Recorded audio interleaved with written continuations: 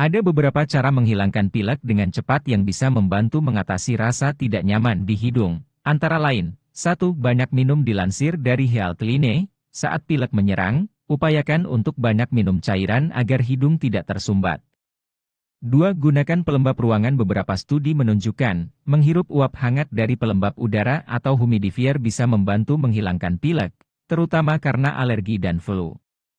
3. Terapi uap. Jika Anda tidak punya humidifier, Anda juga bisa terapi uap dengan alat sederhana untuk membantu menghilangkan pilek dengan cepat.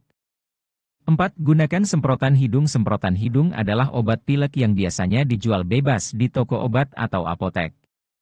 5. Kompres dahi dan hidung. Mengompres dahi dan hidung dengan kompres hangat beberapa kali sehari juga bisa membantu mengatasi pilek, terutama terkait sinus.